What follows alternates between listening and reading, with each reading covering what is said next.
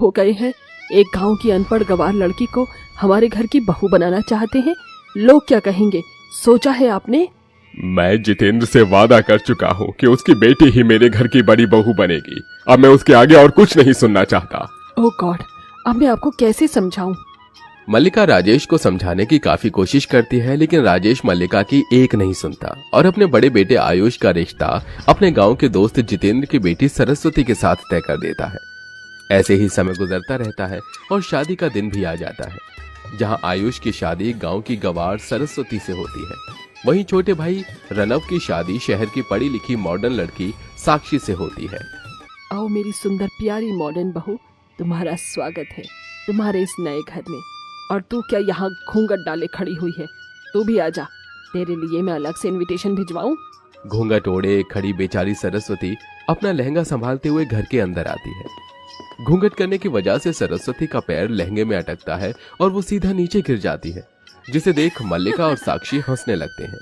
अरे राम, हमारा कमर खत्म हो गई। ये क्या मम्मी जी, आप तो बहुत गिरी हुई बहू लाई हैं।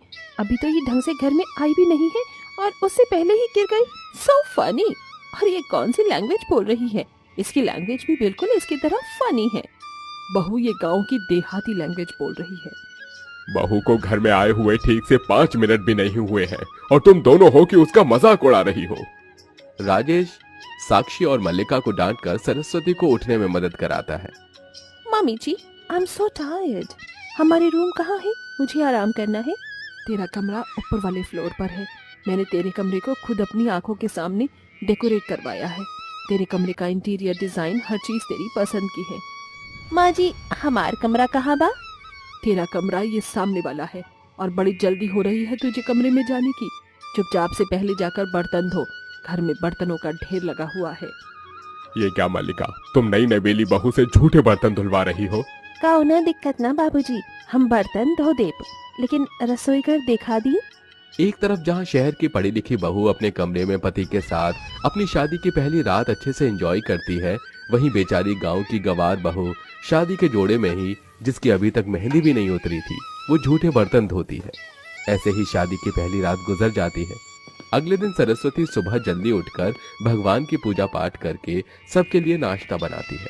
वहीं दूसरी तरफ साक्षी शॉर्ट ड्रेस पहनकर रेडी होती है और डाइनिंग टेबल पर खाने के लिए बैठ जाती है।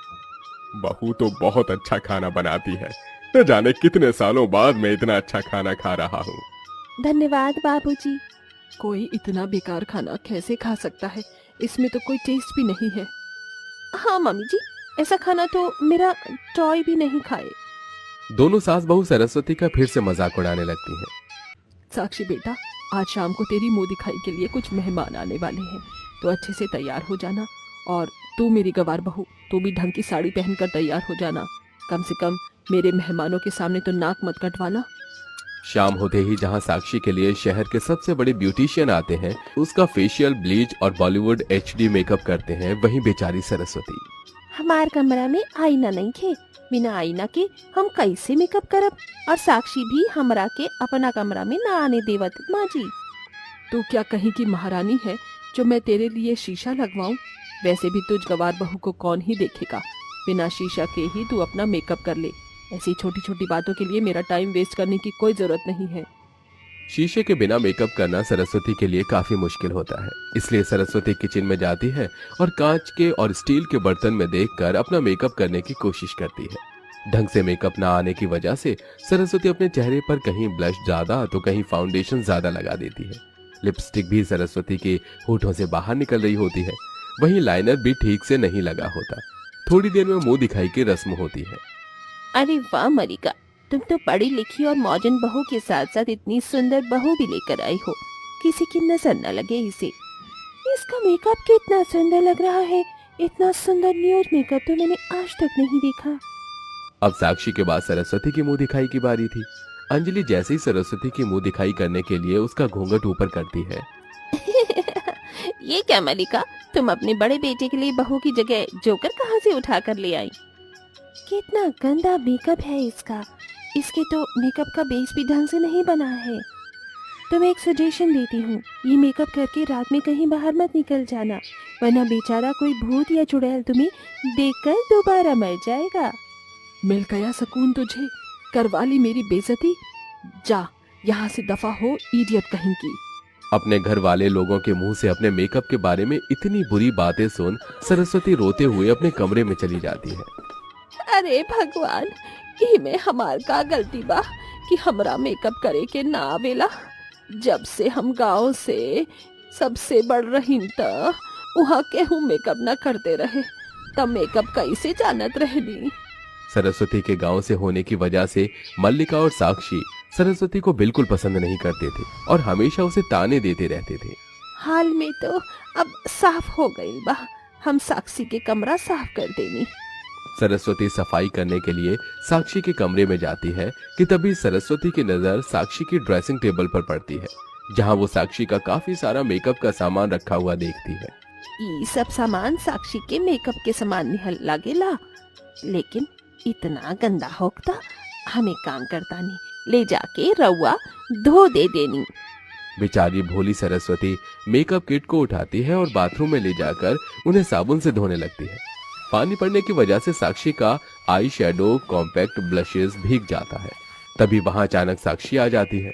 सरस्वती को अपने मेकअप का सामान धोता देख साक्षी उसे जोरदार थप्पड़ मार देती है। अनपढ़ गवार जाहिल औरत, तेरे सर में भीजा है या नहीं? मेकअप प्रोडक्ट्स को पानी में कौन धोता है? साक्षी, हम तो बस मेकअप धो के साफ करे के कोशिश करत रहनी। अरे मेरे सामने ये रोने धोने का नाटक मत कर। Get out from my room right now, understand? बेचारी सरस्वती रिश्ते में साक्षी से बड़े होते हुए भी कुछ नहीं कह पाती। ऐसे ही कुछ दिन गुजर जाते हैं और एक दिन जब साक्षी अपने कमरे में मेकअप कर रही होती है। साक्षी, तुम बहुत सुंदर मेकअप करत, का तू हमरा के भी मेकअप करके सिखाओ? ये मेकअप सीखना तुम गवारों की बस का नहीं है, ये तो हम बस पढ़े लिखे और मॉडर्न लोग ही कर सकते हैं। सरस्वती चाहे कितनी भी कोशिश कर ले, लेकिन उसकी सास और उसकी देवरानी उससे कभी भी अच्छा बर्ताव नहीं करती। ऐसे ही एक दिन जब सरस्वती अपने कमरे में बैठकर रो रही होती है कि तभी वहां राजेश आता है। अरे मेरी प्यारी बहू, रो क्यों रही है? बाबूजी, गांव के होकला के वजह से घर में केहू हमरा साथे बढ़िया व्यवहार ना करेला। हम अभी मेकअप करे के तरीका सिखावे के कहले रहनी, लेकिन माँ जी देर तक बाद ऊ हमरा के बहुत अपमान कइले। बस इतनी सी बात, तू एक काम क्यों नहीं करती? तू मेकअप क्लासेस ज्वाइन कर ले, फिर देखना कि कैसे तू कुछ ही महीनों में साक्षी से भी अच्छा मेकअप करेगी। सच्ची बाबूजी? सरस्वती घर के पास ही एक मेकअप क्लास ज्वाइन कर लेती है और मेकअप करने की ट्रेनिंग लेती है। कहाँ गई थी इतनी सुबह सुबह? मैं मेकअप क्लास में गई रहनी। देखा माँ जी, अब ये विलेज के गवार लोग मेकअप करना सीखेंगे। ये कहते हुए साक्षी और मल्लिका सरस्वती का बहुत मजाक उड़ाते हैं, लेकिन सरस्वती इस बार हार नहीं मानती और मेकअप सीखती है। कुछ महीनों में सरस्वती एक प्रोफेशनल मेकअप आर्टिस्ट बन जाती है और एक दिन फाइनली मेरे मेकअप प्रोडक्ट्स आ गए। अब मैं इससे अपना और भी अच्छा मेकअप करूंगी।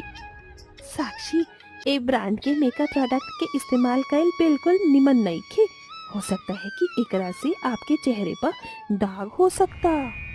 अच्छा, तो अब तुम गांव की गवार मुझे बताओगी कि मुझे कौन से मेकअप प्रोडक्ट्स यूज करने चाहिए और कौन से नहीं? सरस्वती के मना करने के बावजूद भी साक्षी उन मेकअप प्रोडक्ट्स को यूज करती है, जिसके बाद अब साक्षी जब भी और मेकअप प्रोडक्ट्स को यूज करके बाहर धूप में जाती तो उसके चेहरे पर लाल निशान पड़ने लगते हैं और देखते ही देखते अब साक्षी के पूरे चेहरे पर लाल लाल धब्बे हो गए थे। साक्षी बहू, हमें आज रात को शादी में जाना है, तो समय से तैयार हो जाना। मैं इस चेहरे के साथ शादी में कैसे जा सकती हूँ? मेकअप से भी मेरे दाग धब्बे नहीं छुपेंगे। हम साक्षी के मेकअप कर सकेनी और ओकर दाग बढ़िया से छिपा सकेनी, तब साक्षी के तोहरा साथे बियाह में जाए की कवनो दिक्कत ना हुई। अब मेरे इतने बुरे दिन आ गए हैं क्या कि मैं तो गवार से अपना मेकअप करवाऊंगी? साक्षी, एक बेर भरोसा करी, हम तोहरा के निराश न करब। सरस्वती के कहने पर साक्षी उससे मेकअप करवाने के लिए हाँ कर देती है, जिसके बाद सरस्वती साक्षी का बहुत अच्छा मेकअप करती है, जिसमें उसका एक भी दाग धब्बे दिखाई नहीं देते। जिसके बाद साक्षी और मल्लिका शादी में जाते हैं। अरे वाह साक्षी, तेरा मेकअप तो बहुत अच्छा लग रहा है। लगता है किसी प्रोफेशनल मेकअप आर्टिस्ट से तेरा मेकअप किया है। ये मेकअप किसी प्रोफेशनल मेकअप आर्टिस्ट ने नहीं बल्कि मेरी जेठानी ने किया है। तेरी जिठानी तो बहुत अच्छा मेकअप करती है। इतना सुंदर मेकअप तो ब्राइड्स का भी नहीं है। इतना तेज लग रहा है, तेरी खूबसूरती में तो 4 चांद लग गए। सभी लोगों को मेकअप की इतनी तारीफ करता देख साक्षी और मल्लिका घर पहुंचते हैं। सरस्वती, सबने मेरे मेकअप की बहुत ज्यादा तारीफ की है, तो मैं सोच भी नहीं सकती थी कि तुम मेरा इतना अच्छा मेकअप करोगी। किसी को भी मेरे चेहरे के दाग धब्बे नहीं दिखाई दिए। हमें माफ कर दे, हमने सोचा था तू एक गांव की गवार है और जिंदगी भर गवार ही रहेगी और कभी कुछ सीख नहीं सकेगी, लेकिन माँ जी, साक्षी, हमनी के कौनो गांव के हो सके नहीं जा, लेकिन हमनी ने इतना लगन बा कि हमनी के अपना समर्पण से कछुआ सीख सके नहीं जा। गांव के होकला के भा बरबर होकला के मतलब ई ना होकेला कि हमनी के अपना जीवन में कछुओ नहीं कर सकत। जिसके बाद अब जहां साक्षी और मल्लिका सरस्वती को शहर के तौर तरीके के बारे में बताती है, वहीं सरस्वती साक्षी को मेकअप करना सिखाती है, जिससे अब वो सभी लोग साथ में खुशी खुशी रहते हैं।